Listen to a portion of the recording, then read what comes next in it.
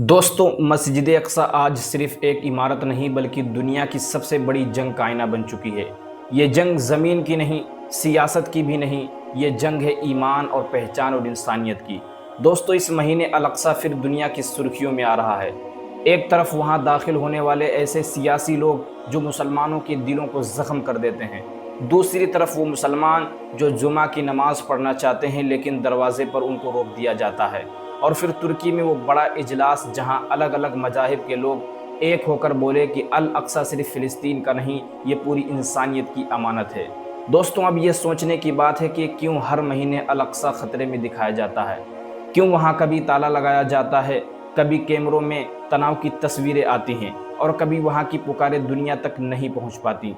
दोस्तों, हकीकत कड़वी है मगर सच यही है कि आज अगर अल अक्सा महफूज नहीं तो कल हमारी मस्जिदें भी महफूज नहीं। आज अगर वहाँ इबादत पर रोक लग सकती है तो कल हमारी इबादत गाहों पर भी सवाल उठ सकते हैं। इस महीने 150 से ज़्यादा मुस्लिम आलिम और इदारों ने खुलकर कहा कि अब वक्त है कि अरब मुस्लिम मुल्क अब्राहम अकार्द जैसे समझौतों को तोड़ें, इजराइल का सपोर्ट बंद करें और अल अक्सा की हिफाजत के लिए सख्त कदम उठाएं। लेकिन सवाल ये है, क्या ये आवाज़ें सिर्फ बयानों तक रहेंगी या वाकई कोई अमल होगा? हम सबको पता है कि रसूलुल्लाह सल्लल्लाहु तबारक व तआला अलैहि वसल्लम का मेराज का सफ़र अल अक्सा से शुरू हुआ। कुरान में अल अक्सा का जिक्र मौजूद है। तो बताइए, क्या ऐसी जगह सिर्फ एक राजनीतिक मुद्दा बनकर रह सकती हैं? नहीं दोस्तों, ये हमारी पहचान है।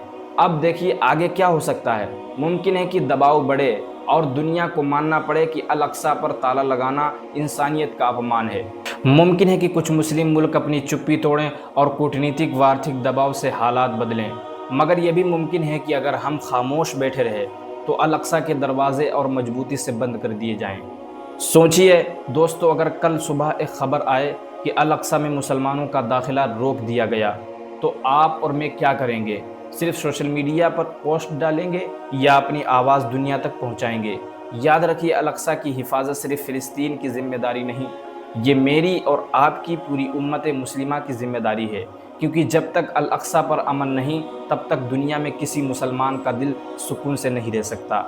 दोस्तों, आज मैं आपसे सिर्फ एक गुजारिश करता हूँ कि अल अक्सा के लिए दुआ भी करें और अपनी आवाज़ भी उठाएं, क्योंकि दुआ दिल को ताकत देती है और आवाज़ दुनिया को हिलाती है। और यकीन रखिए, वो दिन ज़रूर आएगा जब अल अक्सा की दीवारों से सिर्फ अजान की गूंज सुनाई देगी, जहाँ कोई मजलूम खून का कतरा नहीं बहेगा और जहाँ इंसानियत सर उठाकर खड़ी होगी।